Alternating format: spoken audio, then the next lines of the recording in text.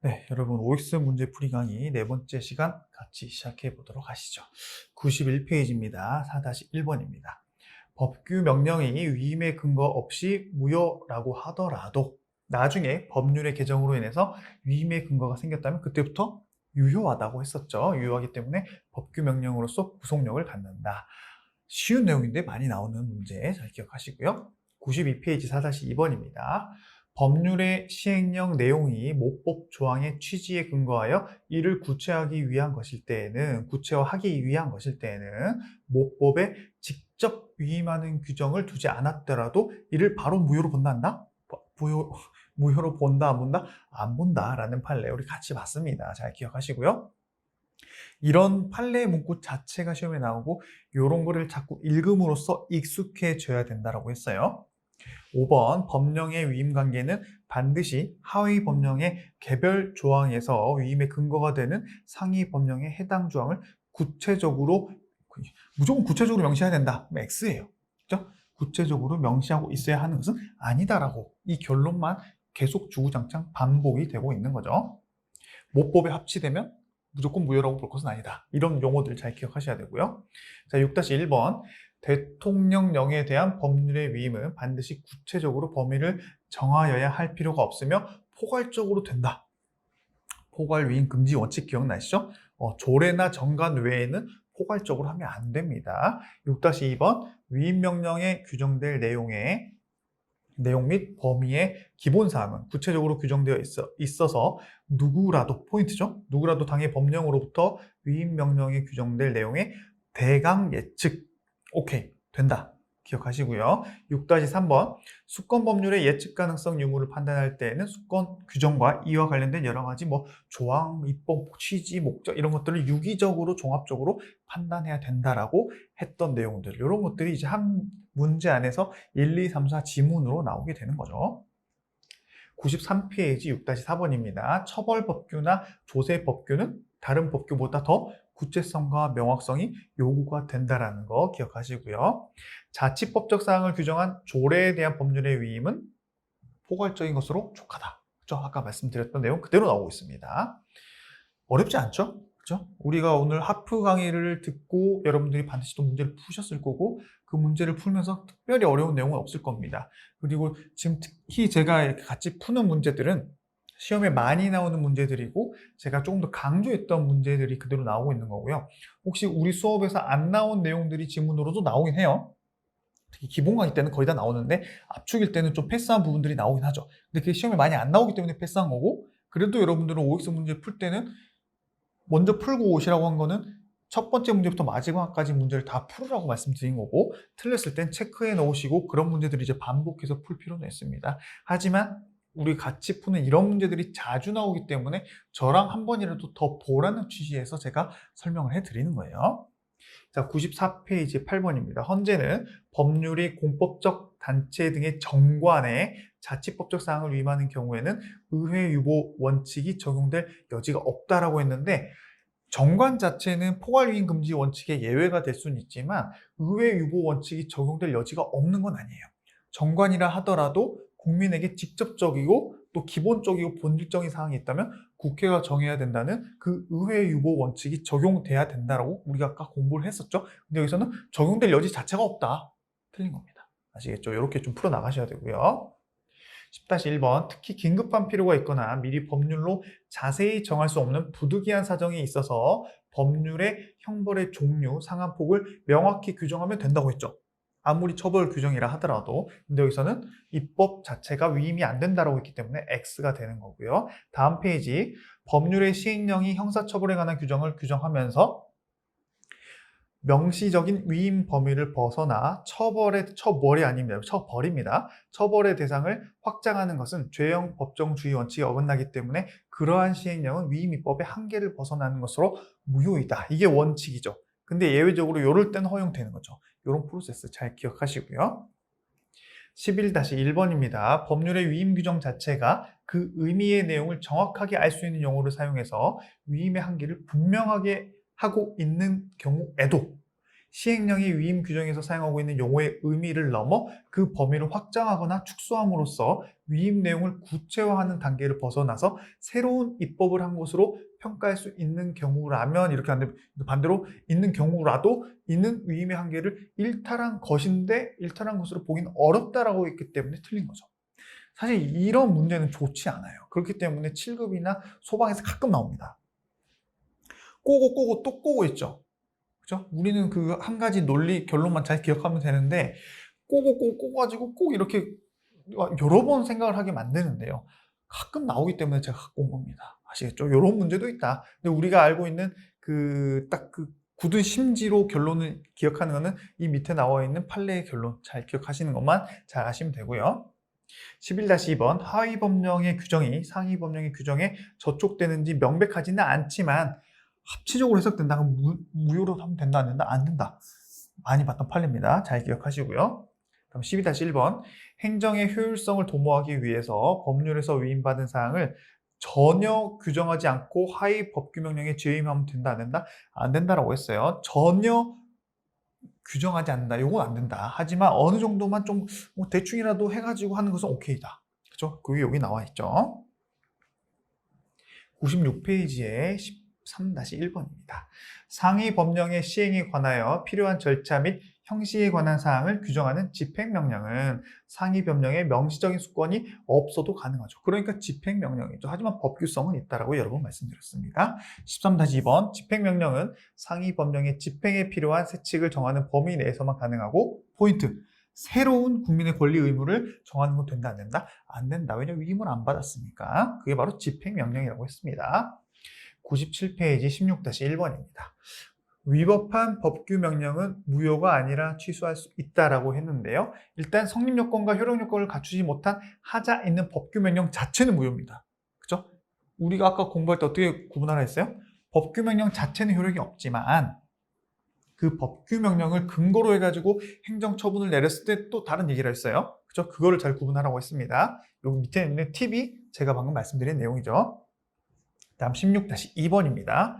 시행령의 규정을 위헌 또는 위법하여 무효라고 선언한 대법원의 판결이 있지 않는 상태에서는 이렇게 반드시 깔고 오죠.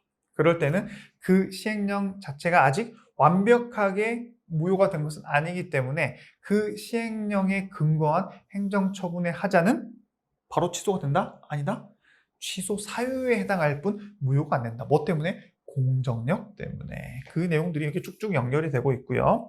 16-3번 조례가 법률 등 상위 법령에 위배가 되면 비록 그 조례를 무효라고 선언한 대법원의 판결이 선고되지 않았다 하더라도 그 조례에 근거한 행정처분은 당연 무효가 된다? 아니죠. 이런 것들이 쭉쭉 하나씩 다 연결돼서 보고 있는 것이라고 여러분들이 기억하시면 됩니다. 자, 다음 98페이지 17번입니다. 법규명령의 위임 근거가 되는 법률에 대하여 위헌 결정이 선고되면 그 위임의 근거에서 제정된 법규명령도 원칙적으로는 효력이 없어진다 했어요. 근데 뭘 봐야 됐어요? 집행명령은 좀 다르다라고 했었죠? 그게 여기 나와 있는 건가요? 집행명령은 그 근거 법령인 상위 법령이 개정됨에 그친 경우 개정 법령의 시행을 위한 집행명령이 제정 발효될 때까지 효력이 유지된다 했죠? 왜냐면 집행은 해야 되니까. 근데 여기서 안 된다 했기 때문에 틀린 거고요. 99페이지 간국 직추에 대해서 제가 한 번 더 강조했던 부분입니다. 법원이 구체적 규범 통제를 위해, 자, 간접적 규범 통제만 공부하면 안 되는 이유가 시험에서 이렇게 구체적 규범 통제라고 말을 하기 때문에 여러분들 기억하셔야 돼요. 어쨌든 그 규범 통제를 통해서 위헌, 위법으로 선언할 심판 대상은 해당 규정의 전부가 불가분적으로 결합되어서 일부를 무효로 하는 경우 나머지까지 유지될 수 없는, 그렇죠? 나머지 부분이 유지될 수 없는 결과를 가져오는 특별한 사정이 없다면 사실 이런 것들을 생략해도 됩니다. 뭐 이런 가운데 있는 부분은 어찌됐건 원칙적으로는 해당 규정 중 재판의 전제성이 인정되는 조항만이 심판이 대상이 된다. 즉 간접적, 구체적 규범 통제가 원칙이다라는 내용이 여기서 말하고자 하는 거죠. 근데 어렵게 쓰니까 이렇게 된 겁니다. 근데 이게 가끔 7급에서 나오기 때문에 요 가운데 있는 뭐 이런 특별한 사정이 없는 한 이것도 한번 눈에 익혀 놓으시면 되기 때문에 제가 가져왔고요. 20번 법원에 의한 명령 규칙의 위헌, 위법 심사는 그 위헌 또는 위법의 여부가 재판의 전제가 된 경우에 비로소 가능하다. 이것도 간접적 규범 통제, 구체적 규범 통제를 나타내고 있는 지문들이라 보시면 되고요. 이 논리를 알고 계셔야 됩니다, 여러분. 혹시 기억이 안 나거나 뭔 소리야? 그러면 기본 강의, 반드시 기본서 기본 강의 다 찾아보셔야 돼요. 22번 행정소송에 대한 대법원 판결에 의해서 명령규칙이 헌법 또는 법률에 위반된다는 것이 확정이 됐다. 그럼 누구한테 대법원이 통보했는다 했어요? 관련 부처? 소관부처? 법무부 장관? 다 아니라 했죠. 행정안전부 장관에게 통보를 해야 되고 행정안전부 장관은 본인만 알고 있으면 된다? 안 된다. 관보에 게재를 해야 된다. 잘 기억하시고요. 법규명령이 구체적인 집행행위 없이도 직접 개인의 권리 의무에 영향을 줄 때는 처분성이 인정이 되기 때문에 이럴 때는 직접적 규범 통제도 가능하다라고 말씀드렸습니다. 자, 그래서 23-2번 100페이지고요. 대법원은 조례가 집행행위에 개입 없이도 그 자체로서 직접 국민의 구체적인 권리, 의무나 법적 이익에 영향을 미치는 등의 법률상 효과를 발생하는 경우에는 그 조례는 항고소송이 대상이 되는 행정처분에 해당한다. 방금 앞에서 봤던 문제랑 똑같은 일맥상통이고요. 자, 24페이지. 이게 바로 헌재와 대법원 입장이 다르다는 거고요. 헌재는 이럴 때에도 헌법 소원 대상으로 보겠다라는 입장이라는 내용의 지문입니다. 그죠? 이 밑에 이것만 잘 기억하시면 좀 긴 내용일 뿐 여러분들이 다 아시는 내용이에요. 25-3번입니다. 행정입법 부작위가 위헌 또는 위법이라고 하기 위해서는 행정청에게 행정입법을 하여야 할 자기 의무를 전제로 하는 것이기 때문에 아까 봤죠? 만약 행정입법의 제정 없이도 상위 법령의 규정만으로도 집행이 가능하다면 그거는 행정입법을 안 한 것 자체가 문제가 된다 안 된다? 안 된다. 그래서 이 자기 의무 자체가 인정이 안 되는 거예요. 아무 문제 없습니다. 아시겠죠? 다음 101페이지 25-4번입니다. 25-4번. 현행법상 행정권의 시행명령 제정 의무를 규정하는 명시적인 법률 규정은 없습니다. 이게 올해 처음으로 나왔던 국무원 9급에서 나온 이제 지문인데요. 실제로 명시적인 법률 규정은 따로 있지는 않아요. 그렇기 때문에 5가 됐는데 되게 좀 생뚱맞았던 지문 중에 하나였습니다. 어찌됐건 여러분들이 이 지문 자체는 이제 눈에 좀 익혀놓을 필요가 있습니다. 현행법상 행정법이 그 행정청에서 그 시행명령 제정 의무를 규정하는 명시적인 법률 규정 자체는 찾아봐도 없긴 해요. 그렇기 때문에 좀 생뚱맞지만 제가 또 나올까봐 여러분들에게 소개해드리기 위해서 특별히 좀 가져왔습니다.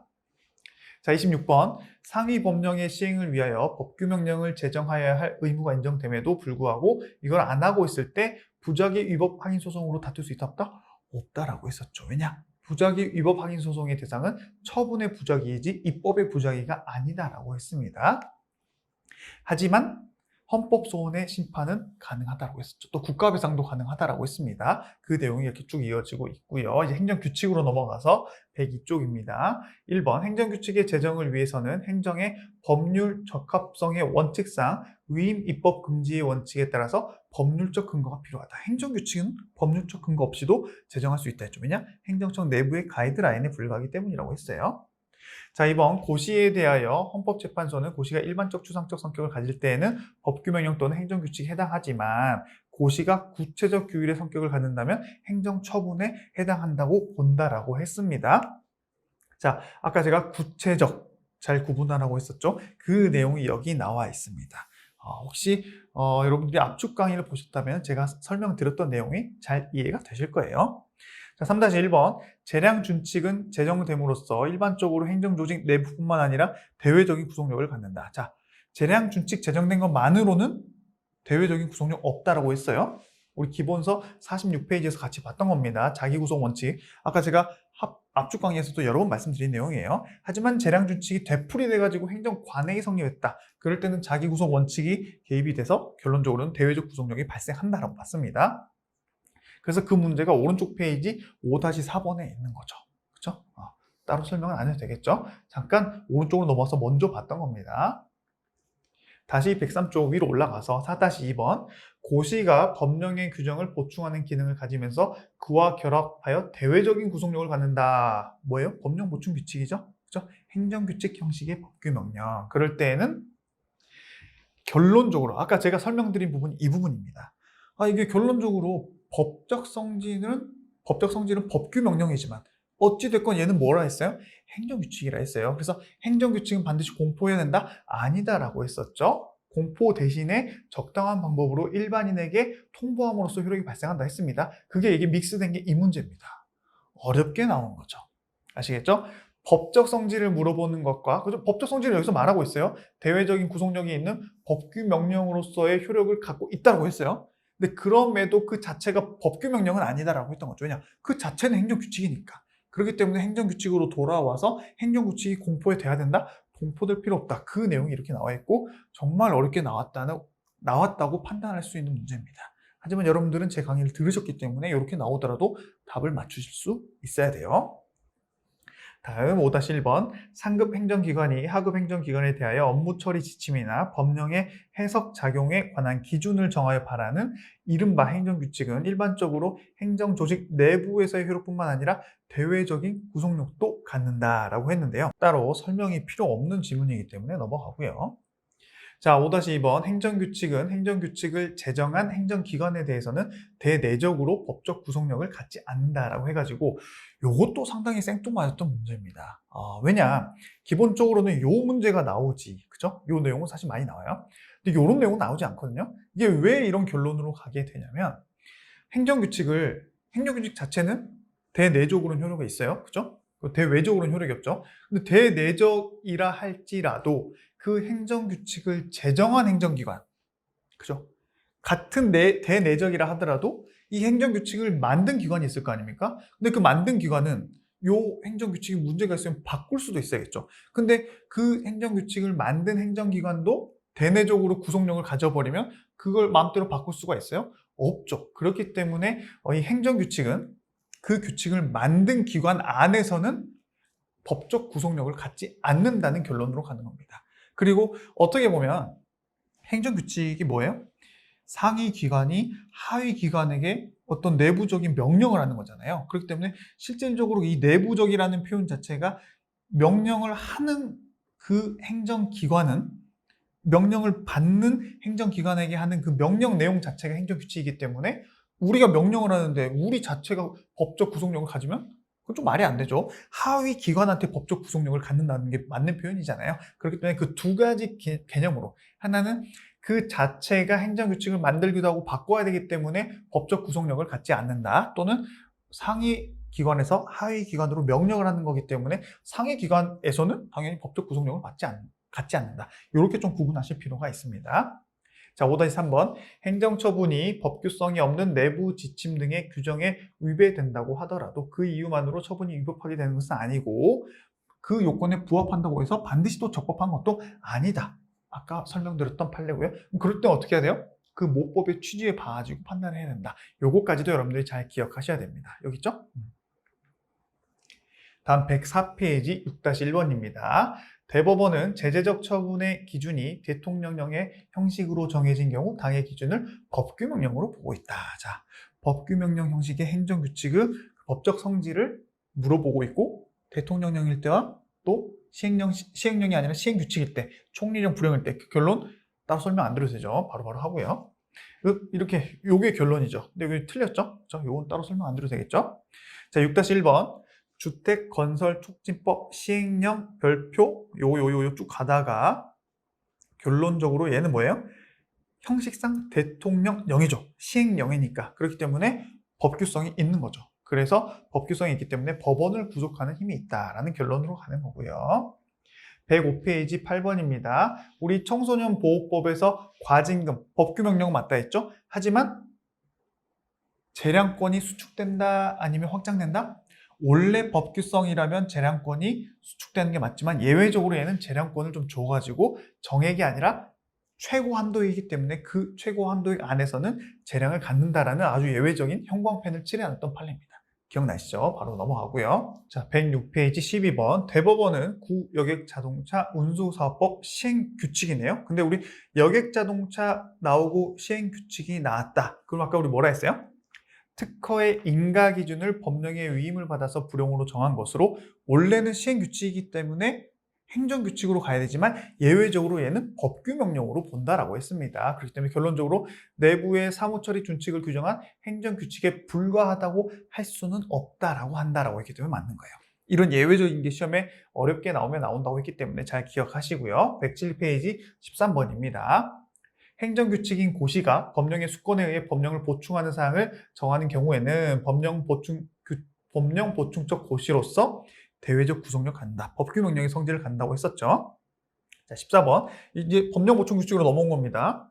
국세청장의 훈령 형식으로 되어 있는 재산 제세 사무처리 규정은 자, 역시나 법적 성질이 대외적 효력을 갖는다. 이런 것들은 여러분 키워드만 암기하시고 바로바로 이게 그래서 법규 명령이야 행정규칙이야 이것만 잘 구분할 줄 아시면 되죠. 자, 108쪽 18-1번입니다. 법령 보충적 행정규칙은 법령의 수권에 의하여 인정이 되고 그 수권은 포괄 위임 금지 원칙상 구체적 개별적으로 한정된 사안에 대해서 행해져야 된다라고 해서 역시나 우리가 포괄 위임 금지 원칙이 여기서도 적용이 된다라고 말씀드렸고요. 상위 근거 법령에 근거가 없으면 당연히 그 무효인 훈령에 기초한 것으로서 밑에 다 무효다. 그죠? 이거는 뭐 특별히 설명할 필요가 없는 거기 때문에 넘어갑니다. 자, 19번. 고시가 비록 법령의 근거를 둔 것이라고 하더라도 그 규정이 내용의 법령의 위임 범위를 벗어난 것일 경우에는 법규 명령으로서 대외적 구속력을 인정할 여지가 없다라고 해가지고 이게 이제 포괄금지 원칙에 대한 하나의 판례들이라든가 논리들에 대해서 이 페이지에 몰아놨고요. 109페이지 20-1번입니다.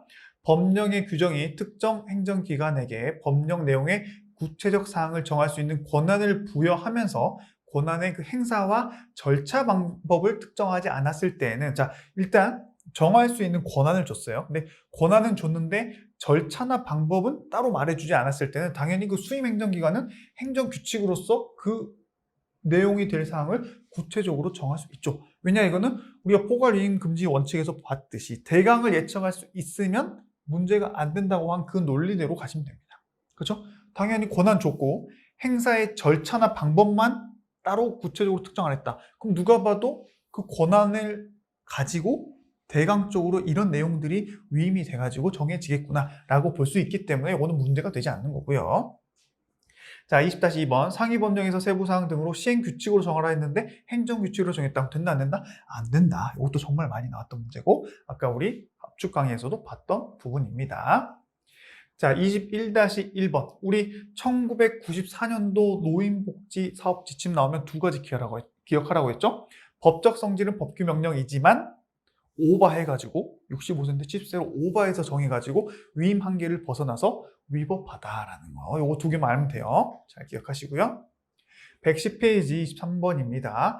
헌재 판례에 의하면 재량준칙인 행정규칙도 행정의 자기구속의 법리에 의거하여 헌법소원 심판의 대상이 될 수 있다라고 했죠.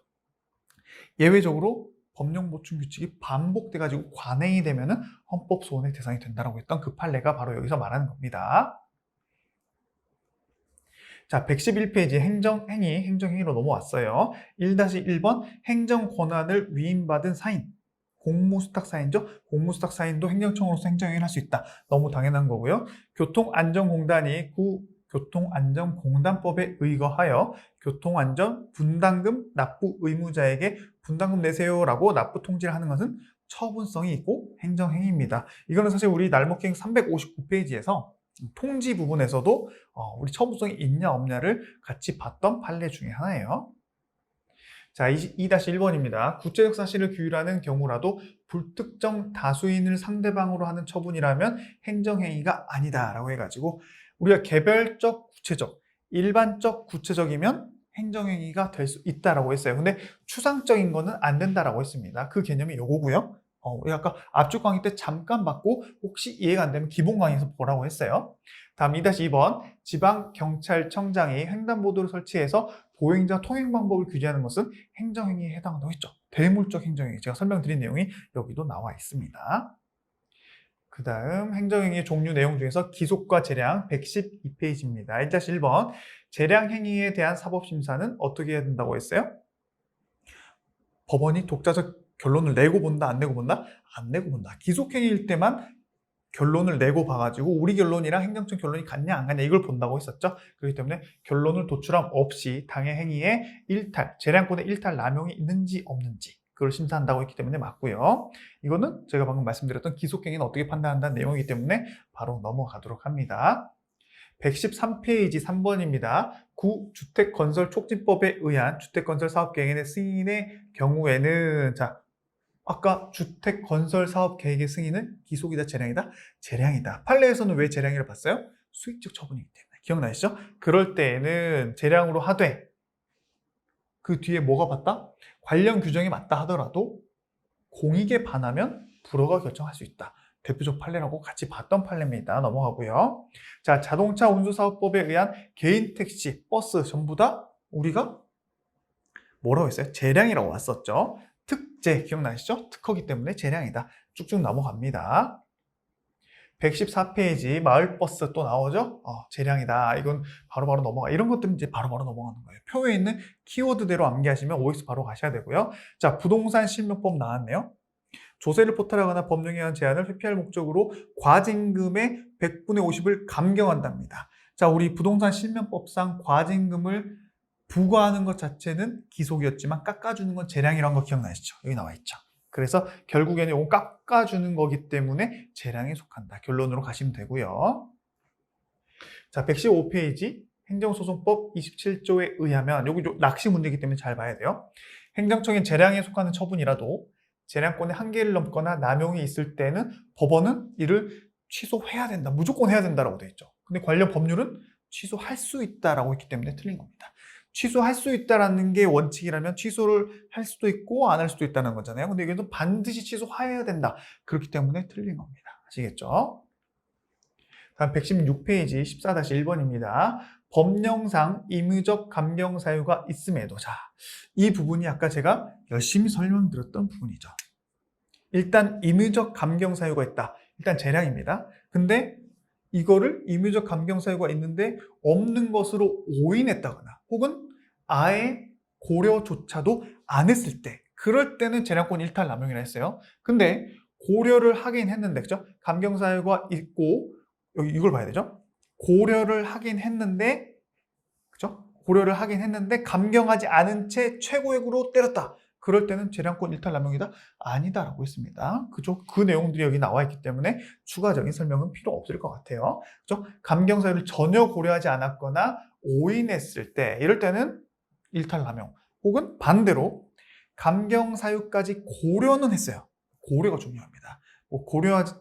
고려할 수 있을 때 고려하라라는 그런 CF 있죠? 그거라도 기억하시면서 OX를 구분하십시오. 아시겠죠? 고려를 했으면 오케이. 고려 자체도 안 하거나 오인하면 안 돼. 이렇게 구분하시면 됩니다. 119페이지 23번. 판례는 재량행위와 판단 여지 구분한다, 안 한다? 안 한다. 라고 해서 판단 여지가 인정될 수 있는 경우라도 재량권이 인정되는 것으로 본다라는 그 결론. 이것만 기억하시면 된다 했죠? 자, 120페이지 29번. 개발 제한 구역의 지정 및 관리에 관한 특별조치법 및 액화석유가스의 안전관리 및 사업법. 법령 이름이 어렵다 하더라도 겁먹을 필요가 없다고 했어요. 이런 법들의 관련 법규에 의하면 개발 제한 구역에서요. LPG 충전 사업 허가는 그 기준 내지 요건이 불확정 개념. 자, 불확정 개념 나오면 사실 판단 여지 문제거든요. 근데 결국에는 판례에서 재량으로 본다 했기 때문에 그 허가 여부를 판단함에 있어서 행정청이 재량권이 부여되어 있다고 볼 수 있다라는 결론으로 간다는 겁니다. 아시겠죠? 그렇게 해서 오늘 강의를 마무리하시면 될 것 같습니다. 고생하셨습니다, 여러분. 오늘 사실 그 압축 강의도 그렇고 우리 문제풀이에서도 되게 좀 헷갈리는 문제도 많았고 중요한 내용들이 되게 많았어요. 그래서 시간도 좀 약간 오버되기도 했긴 했는데 아마 문제를 푸실 때도 1단원의 문제를 직접 푸실 때보다는 좀 더 까다로운 문제가 많지 않았나, 좀 어려운 느낌이 들지 않았나라는 생각이 듭니다. 하지만 이건 당연한 거고 여러분들이 지금 어려운 거를 확실하게 OX를 잡아나가는 과정이 있고 잘 체크해놓고 자주 틀리는 것만 반복한다면 이 부분에서 누구나 맞출 수 있는 문제는 다 맞춰요.